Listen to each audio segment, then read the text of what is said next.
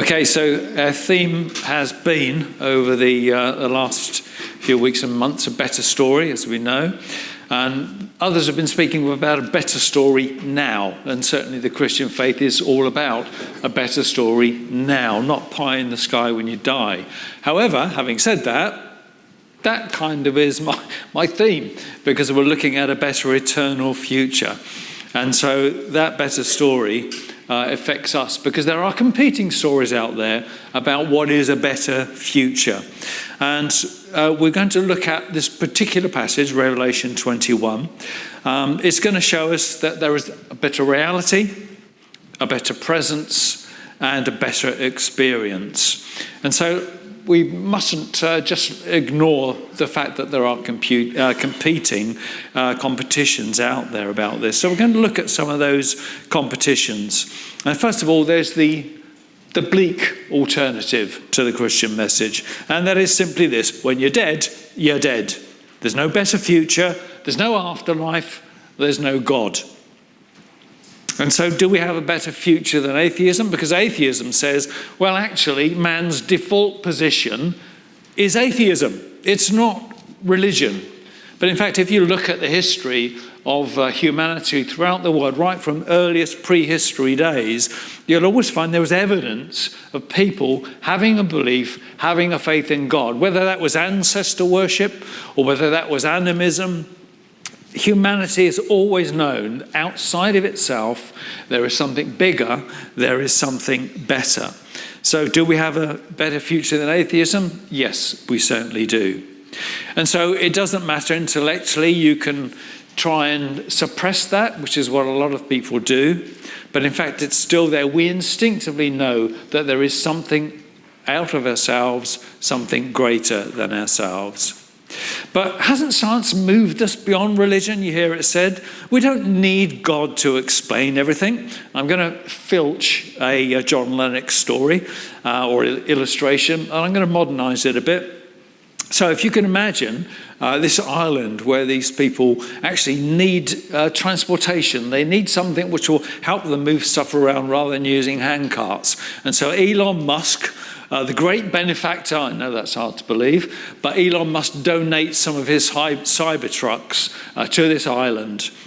And it's a great help, and they all enjoy using them. And one of them starts to think to himself, well, actually, let me see how this works. And so he takes one of these vehicles apart. He learns how it works, and he suddenly understands the whole principle. And then he says, I don't need to believe in Elon Musk, this great benefactor in the sky, because I know how it works. And that's the ridiculous picture that we get of science today. We don't need God because we've worked out how it all works. We've worked out how life began.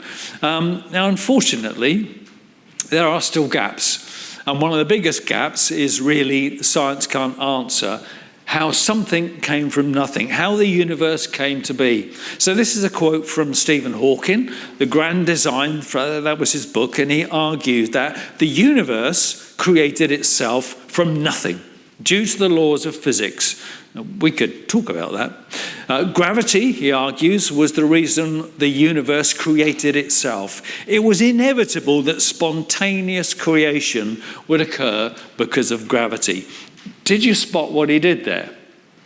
Did you see it? You see, the atheists, physicists, cosmologists, they're a bit like an illusionist. They come on television and they do these marvelous things. And you think, how did they do that? But that's what they've done here. You see, what he did was sneak in a little bit of something to account for everything. And so it might be sometimes, well, it was energy, or sometimes, well, there was matter, sometimes there was a ripple. But what atheists have to do is always sneak in a bit of something to create nothing. And you see, that's the simple thing. Nothing can't do anything. And so they have to have something before that. But fear not. Atheists have come up with a new answer to all this issue, this problem. They simply deny the legitimacy of the question itself. And then the logical problem goes away. And so Richard Dawkins was speaking about a conversation he had with a physicist. And Richard Dawkins said this: you cannot use the word before the Big Bang.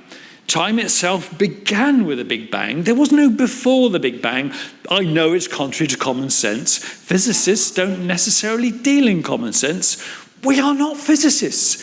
Our brains are not built to understand the profundity of the origin of the universe, the kind of thing physicists deal with.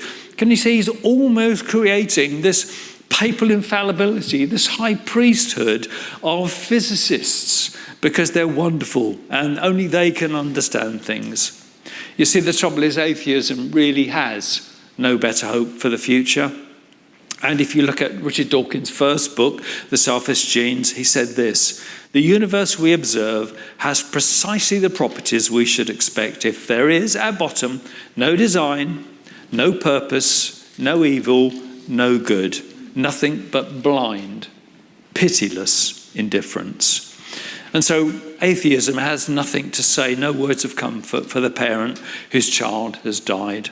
Atheism has no words of comfort for the parents of the son who has just been murdered, brutally murdered, and his killer was never caught. You see, we do have things to say to these people. Atheism doesn't. But atheism will still come back and say, well, religion is just wishful thinking. Because there's a fear of dying. Some people never grow out of the fear of the dark. It's childhood fears you don't grow out of. Religion is just a crutch that you need to get you through. That's appealing, I suppose, because, it is hard sometimes to believe and to maintain that faith. But we can actually push back and we can say, well, actually, atheism is appealing to you and it gives you comfort because you don't want it to be true. It gives you free license to do what you like, to live the life the way you want to live it, because you're thinking, well, I can run my life because I don't believe I will have to give an account. And the fact is, just because it sounds good to you that there is no God, it doesn't mean to say it is true. You see, the other point is that our faith is rooted in history, in geography, and in time. This is not fable, this is not legend that we believe in.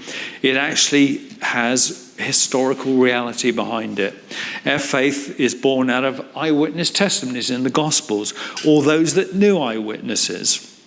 The evidence is strong, not just from the Bible for our faith, but even sources outside the Bible attest to Christianity at the time.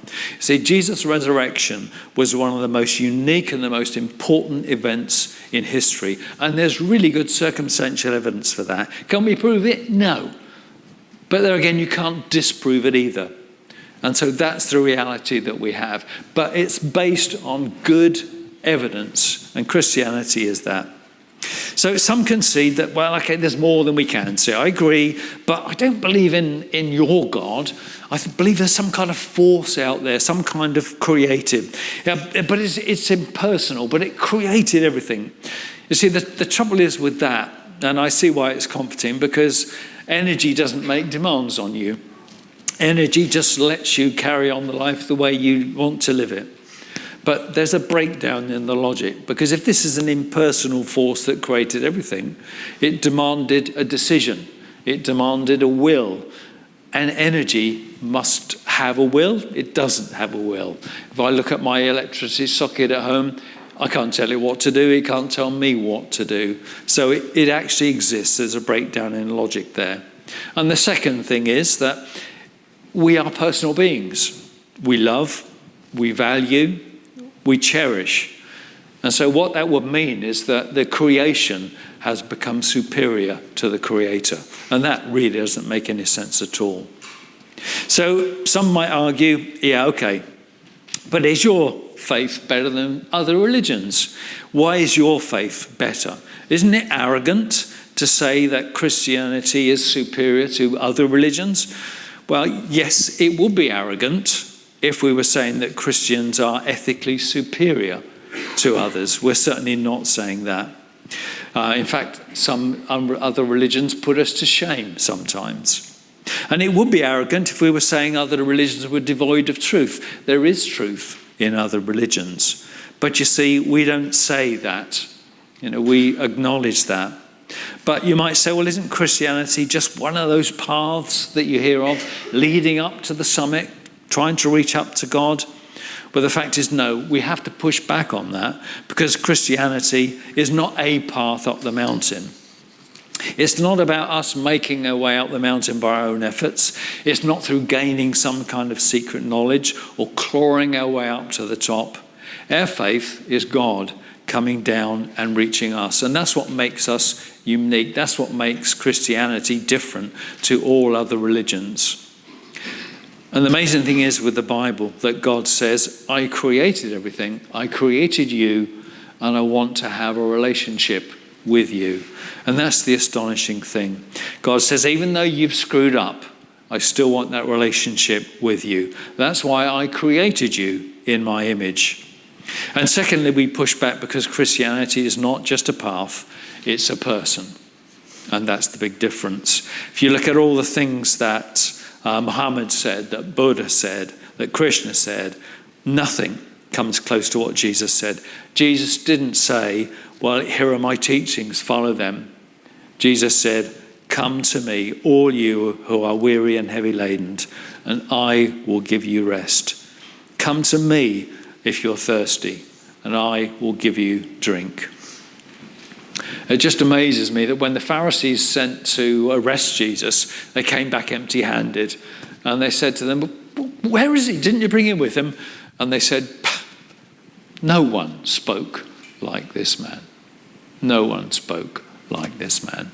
And that's the one that we follow. So we're not offering a way to heaven. We're not offering rules to follow. We're offering a person to believe in and a person to interact with. So what is our better future? Well, I guess we better get on to that one. Revelation picks up what the Old Testament foreshadows. Our future is not here on earth. Revelation 21 peels back the curtains so we can see it. Revelation chapters 19 to 20, John is then shown the fate of those who don't believe, who don't have eternal life. And so he shows us the fate of those whose names are not written in the Lamb's Book of Life. But that then asks the question, well, what about those whose names are written in the Lamb's Book of Life? And Revelation 21 gives us a picture of that. And so the first thing we look at is it's a better reality than this reality that we have now. And although it's visionary, although there's a lot of symbolism there, it's still a better future. And John wrote, he said, and I saw a new heaven and a new earth. For the first heaven and the first earth had passed away. And there was no more sea. So John has just witnessed the closure of time, the closure of history as we know it. You see, time won't exist in eternity. So people say, well, you're going to get bored. Time just will not be as we experience it now. It's just going to be totally different. And so after seeing the judgment before the great white throne, John now sees renewal.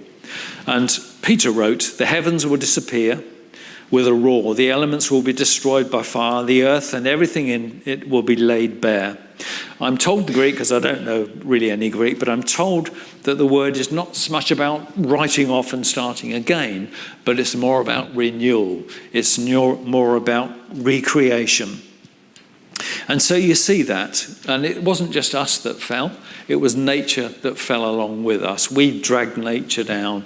And Paul says that creation groans in anticipation to longing for what we do. But why renewal? Why not just scrap everything?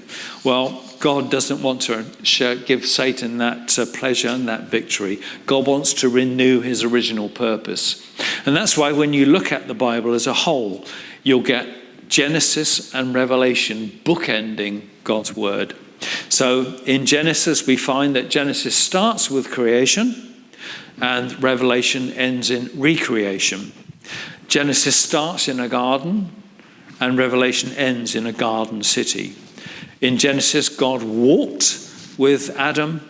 In Revelation, God lives with his people. In Genesis, death came in.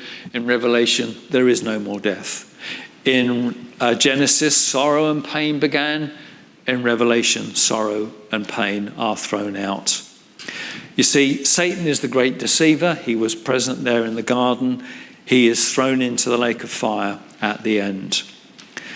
And angels had to guard the garden in Revelation when Adam was thrown out. Here, angels welcome us in. So we have a whole new perspective given to us by Revelation. We have a whole new garden.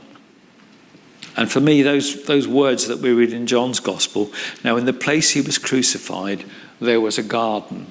And it just brings on to me that whole new change.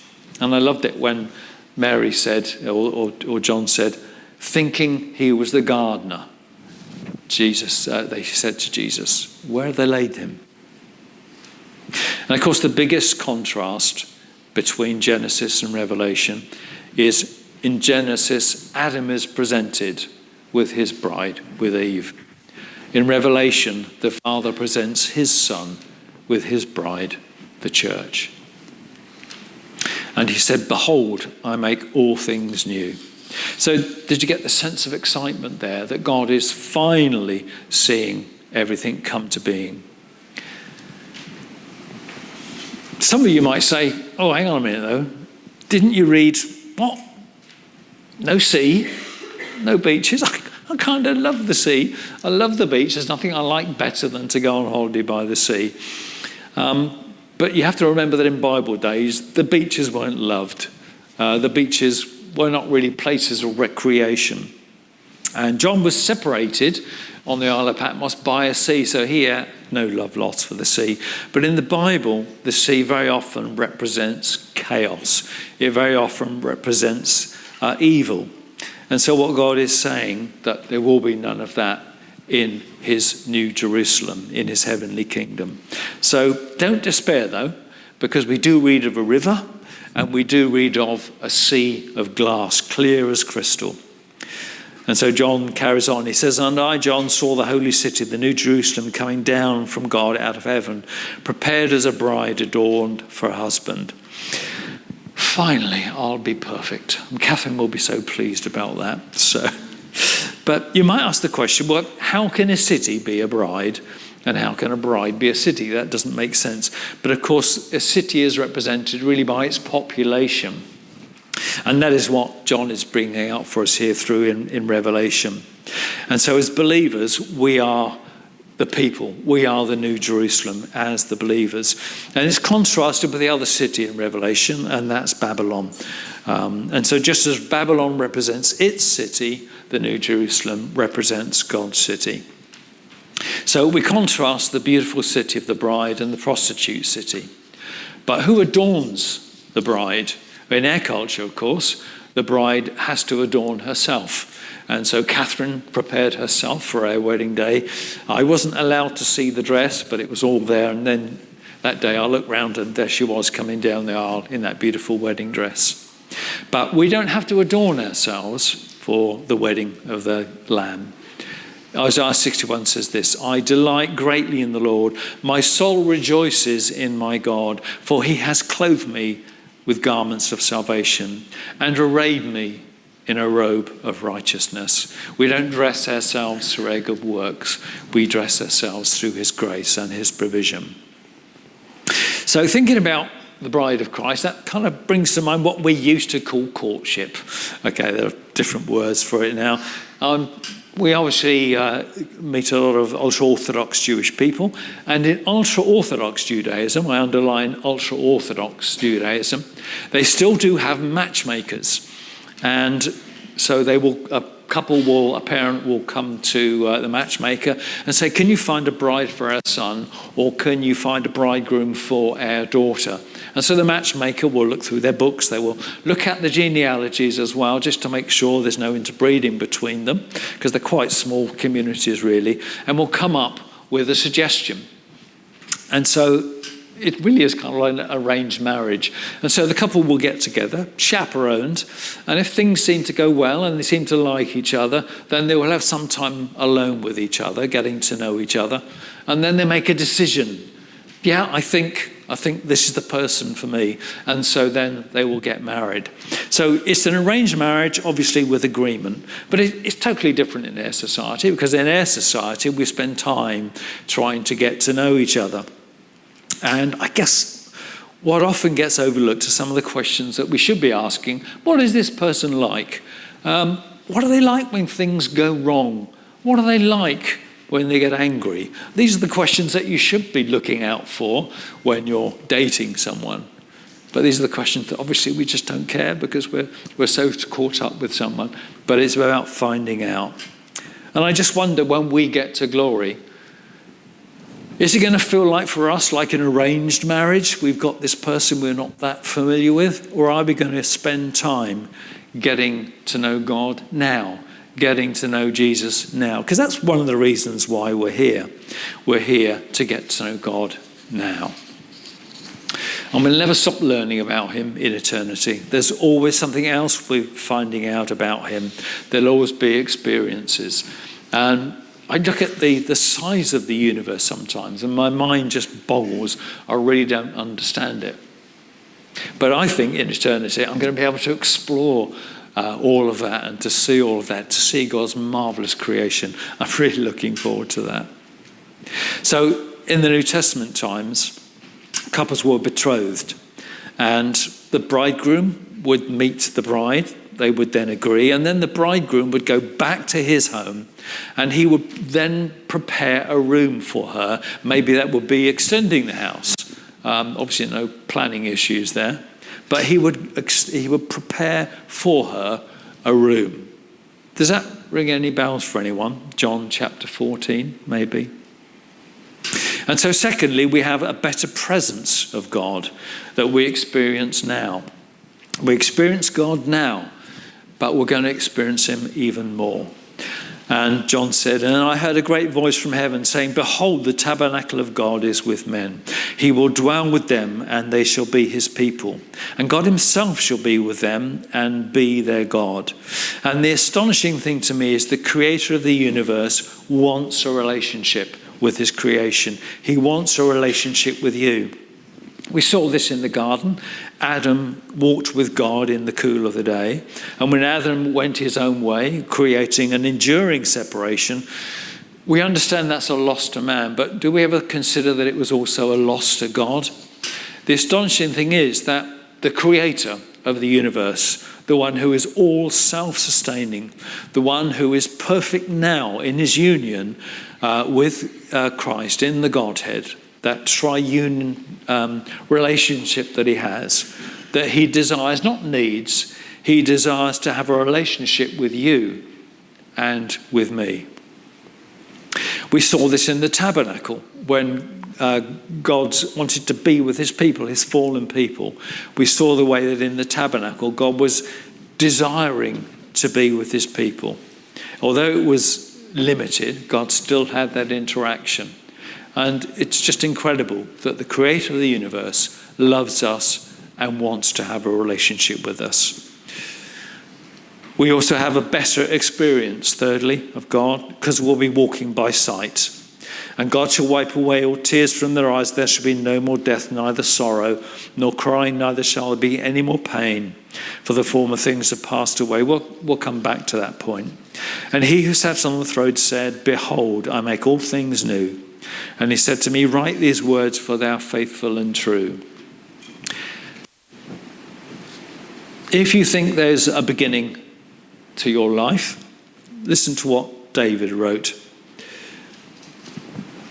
Your eyes saw my unformed body in the days ordained for me. They were written in your book before one of them came to be. So just as you drew your first breath, God was there. And if you know him when you draw your last breath, God will be there. So if that's the case, don't you think that he's committed to your day-to-day life now? Don't you think he's interested? Don't you think he wants you to be an overcomer? Because John goes on and he says, He who overcomes shall inherit all things. I will be their God, and he shall be my son. So So we have to ask the question, who is an overcomer? What is an overcomer? Well, John tells us that. He says in chapter 5 of his first epistle, who is it that overcomes the world? Only he who believes in Jesus as the Son of God. Now, if you think that's merely an intellectual assent, you're wrong. You've misunderstood the verse, because this is an empowering belief. It's one that gives you the power to overcome the world. It's not just thinking this and believing this up here intellectually, because I would challenge that if that's what you think it is. But the fearful, John says, the unbelieving, the abomination, the abominable murders, etc. We all had that list read out to us. And you might say, well, didn't John sort all that out? The thing that makes Revelation confusing is if you read it in a linear form, it does get confusing. It's never really meant to be read linear. It was cycling. And so John repeats himself. This has already been dealt with. But what God is saying here is to us, don't worry. Those people that intimidated you, those people maybe you were fearful of, those people that harmed you, they are gone. They won't be in my new kingdom. And so let's come back to this piece in closing. And God shall wipe away all tears from their eyes. There shall be no more death, and neither sorrow. There will be no more pain. The former things are passed away. What do you think this would have meant for the believers at the time? These were people that were being persecuted. Some of them were being put to death. They were going through suffering. They were dying for Christ. They needed this book, and that book was given to them. It wasn't given to us so we can plot out the future. It wasn't given to us as a kind of newspaper to read what's going to happen. And I dread 2030 because you're going to see all sorts of things coming out of the internet, and it's going to be very confusing. And when 2030 passes, it'll then be, it's got to be 2033 because that's the second date. And I think it's going to be quite confusing and quite depressing when we look at those things. But Revelation shows the God who suffers, the Lamb who suffers for us. And that's the first way that it gave comfort to people. In Revelation, God is saying, I know what you're going through. I've been there. I've suffered for you. I've suffered with you. I'm suffering alongside you. You remember when Jesus appeared to Saul? He said, Saul, Saul, why are you persecuting me? And so God suffered alongside his people. No other religion has a God who suffers. The second way it would have bring comfort was because ultimately Revelation shows us the triumph of God. God wins, and that's the amazing thing.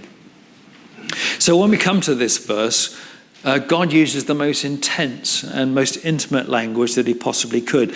The language of a child having his eyes dried by the parent. And it says, God shall wipe away all tears. So what are these tears? Well, they're not going to be tears of joy. I personally think that these will be the tears of our lives, those tears that we've cried, those emotional wounds that we've picked up. Most of them are just minor nicks and bruises, but some of those wounds cut deep. Sometimes they go back, scars, right way back to a time at school. Sometimes it's our experience of romance when our hearts are broken. Sometimes we go through life, we just carry on picking up these scars. They're like hooks in our flesh, and we learn not to pull on them. We learn to ease the pain by that. But we don't just deal with the pain, we merely avoid it. And God's going to say to us, well, we want to deal with these things. So the times when you were wounded in heart, the time when maybe your spirit was crushed by other people you thought were your friends, maybe the time your heart was broken, when your love was so casually turned aside, you felt used, and maybe you felt abused. The times when people you trusted let you down and walk away. The time maybe when you felt totally humiliated. The times when you were so totally distraught and in despair, when you maybe had to say goodbye to a loved one. Maybe it was tears that were shed at your greatest failure in life, when you suddenly realised actually you were wrong and you can't repair the damage. There's nothing you can say. There's nothing you can do. All these tears, I believe, God will dry our eyes for. And maybe he will show to us, well, this is what would have happened if. These are the consequences of the knock-on effects of what would have happened. And so God will say to us, these are the things, these are the reasons. Let me dry your eyes. Let me help you understand. But let me understand that I was there all the time alongside you. I was there when you were sitting beside that bedside, worrying about your child in hospital. I was there when you were being emotionally ripped apart. You weren't alone. I was there at that graveside. I was there. I was there. And like a child who maybe doesn't want to let a parent look at his cut hand, God will dress that wound. For some, Revelation speaks to us in that same way. The wounds of the scars can be healed. Sometimes we'll need confession and forgiveness. Sometimes we will need to forgive. But all these things we can bring to him. And we can bring these things to him now. He's there as a healer today, not just in the future and for eternity. So, how do we draw comfort from this book? Well, get to know the bridegroom now. Use this time that we have. But I can't really end it there, because I've got to say, well, Revelation 21 and the whole book of Revelation presents us with a choice. It presents you with a choice. You can either be a member of the prostitute city of Babylon, or you can be a member of the beautiful bride of Christ. You can either be in that sinful city, or you the city of the New Jerusalem. And Babylon has its enticements. They're there. Babylon says, try this experience. See for yourself. You always need to try it firsthand. Don't rely on what other people say to you. That's not enough. And no. You'll always be in control if you try this. You'll always be able to stop. You see, Babylon lies. You won't have control. And what you thought would give to you will end up taking from you. What you thought you would control is now controlling you. And addiction will take you deeper and deeper and deeper. You will always need to go deeper to get that satisfaction, to get that hit. The areas you thought you would never go to, you can end up going to. So Babylon tells you that it's you that matter. It's you and what you want that's the ultimate thing. So if that person isn't adding to your life, ditch them. If that person isn't adding to your career life, just get rid of them. They're not worth it for you. It's your happiness that matters, and you alone. You only get one shot at life, live it. And one day maybe you might wake up, look in the mirror, and see the monster that Babylon has made you become. Or do you want to be part of the New Jerusalem? It'll be easier to say no, because the Christian life is not an easy life. Will the Christian life be fun, constant joy? No. Will it be worth it? Yes, it will be worth it. The 23rd Psalm that we all love doesn't just speak about lying down in green pastures and drinking beside the still water. It doesn't just refresh our soul. There will be times of walking through those dark valleys. There will be times of confusion, sometimes times of fear. But he will be with us. He doesn't ask us to do anything he hasn't done or go through anything he hasn't been through. He promises to walk with you. So today, you can leave the city of Babylon if that's where you are.